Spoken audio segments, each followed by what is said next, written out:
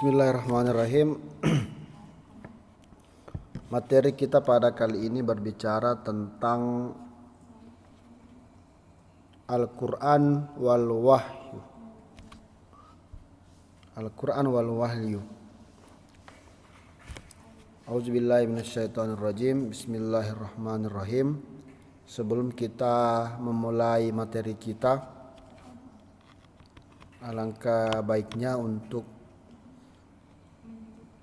membaca surah Al-Fatihah, memohon keberkahan dari kitab ini dan mendoakan barokah kepada penulisnya. Al-hadhihi niyya wa kulli niyatin sholeh. Al-Fatihah.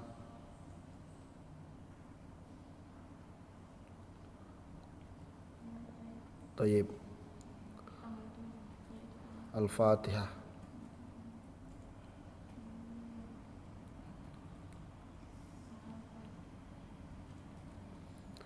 Al-Quran Al-Karim wal Wahyu.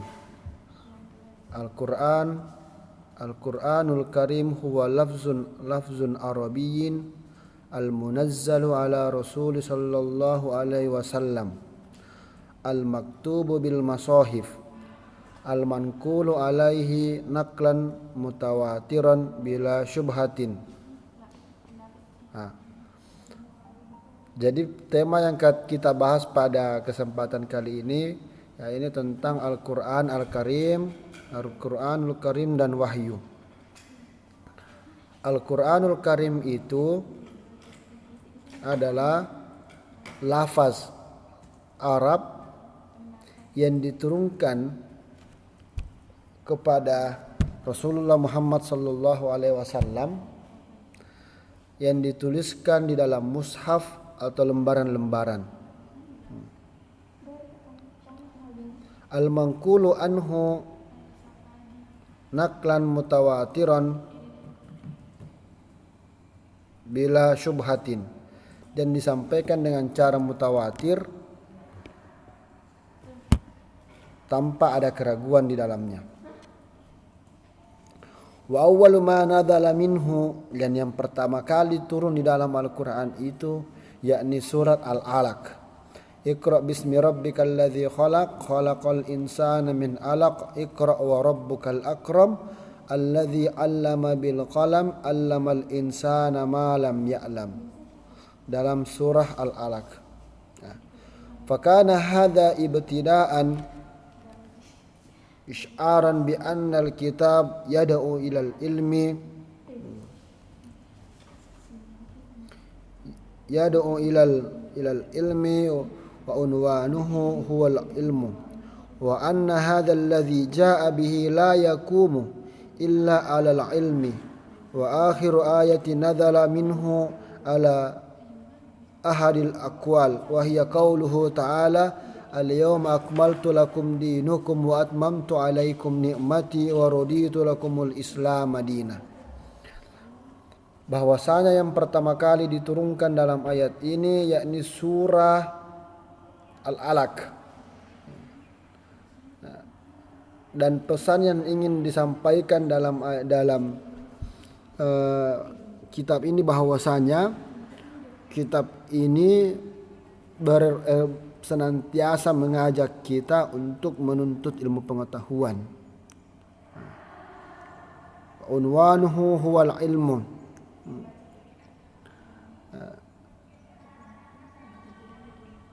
Dan tema-tema atau konten-konten tentang ilmu pengetahuan.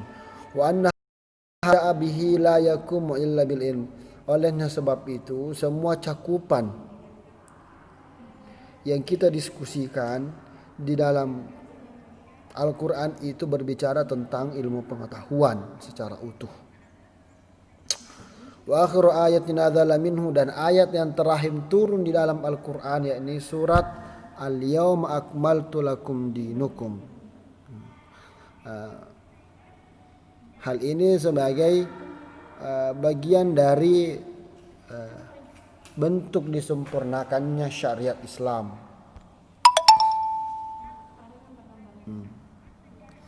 Walaqad nazala al-Qur'ana munajjaman, fi mada salasa wa ishrina sanatan allati ballagha fiha ar-rasul sallallahu alaihi wasallam risalatu rabbih tabarakasmuhu. Bahwasanya Al-Quran disampaikan kepada Rasulullah sallallahu alaihi wasallam selama 23 tahun sebagai risalah dari Tuhannya tabarakasmuhu, yang mana nama Allah Subhanahu wa taala itu penuh keberkahan di dalamnya.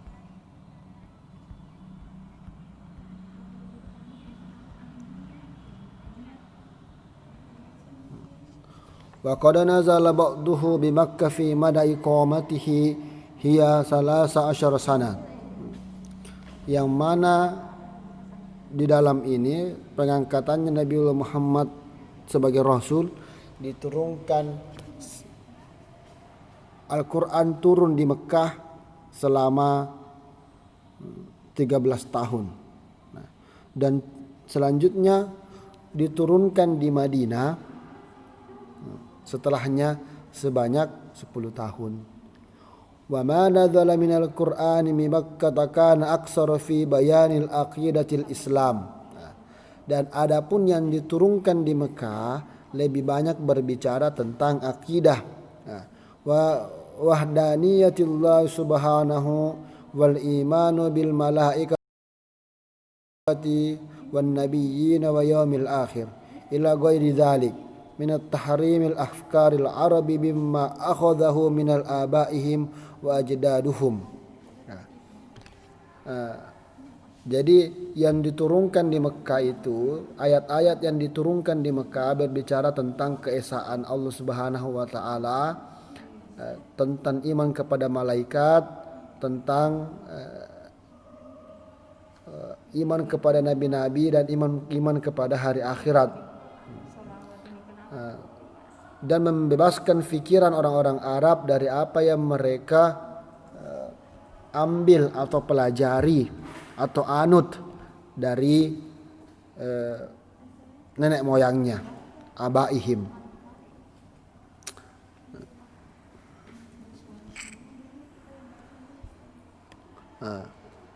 Wa ma nadzala minhu bil Madinah qad istamala ala ahkamil fiqhiyah. Dan adapun yang diturunkan di Madinah berisi tentang hukum-hukum fikih, wa tanzimud daulah, dan pengaturan negara, begitu pula wa tanzimul usra wal alaqatu bainal muslimina wa ghairahum. Jadi yang diturunkan di Madinah itu berbicara tentang hukum-hukum fikih, hukum-hukum negara, begitu pula hukum keluarga dan hubungan antara sesama kaum muslim dan yang lainnya.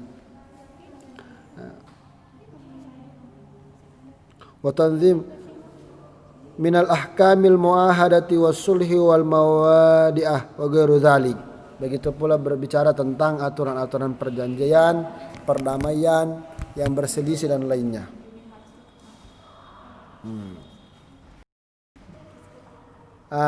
Sedangkan wahyu. Jadi itu tadi poin kita tentang Al-Quran, yakni Al-Quran itu adalah kalam orang Arab, bahasa orang Arab yang diturunkan kepada Nabiullah Muhammad, munajjaman, secara beransur-ansur, yang di dalamnya terdapat mukjizat. Begitu pula Al-Quran diturunkan selama 23 tahun, 13 tahun di Mekah dan 10 tahun di Madinah. 10 tahun di Mekah ini berbicara tentang pengesaan Tuhan, sedangkan di Madinah berbicara tentang aturan-aturan hukum perundang-undangan, baik hukum fikih, baik hukum keluarga, hukum kedaulatan negara, dan lain-lain. Yang kedua, tentang wahyu. Al-wahyu yaitu inna ta'rifa bil wahyi lughatan wa istilahan huwa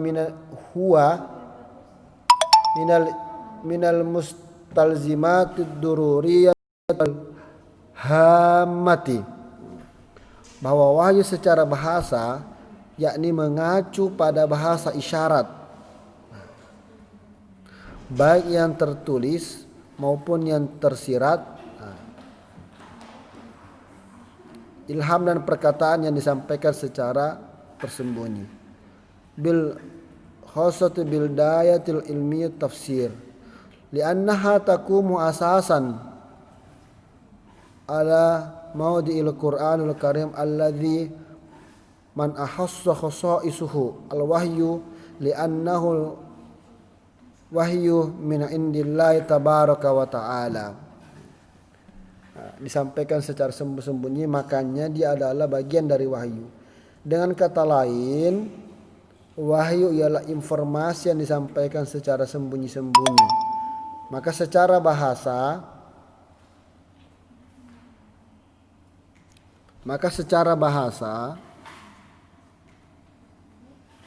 makna wahyu adalah ilham yang mulia.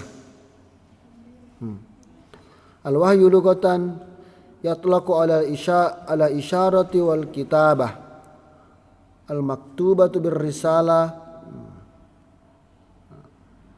wa kalamul khafi wa kullama alqaitahu fi ghairika khafiyatun fahuwa minal wahyi. Bahwa sesungguhnya wahyu itu adalah ilham secara bahasa atau perkataan yang khafi, perkataan yang ringan. Sebagaimana firman Allah Subhanahu wa taala,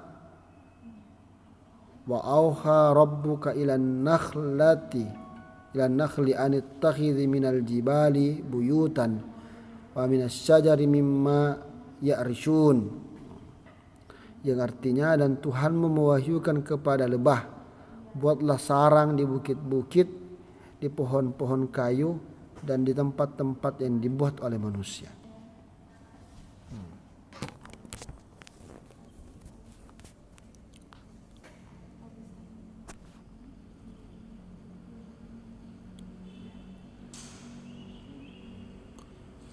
Wa minhu al-ilham al-khawatir mimma yalqahu Allah subhanahu fi ru'il insan as-salimul fitrati kama fi hadha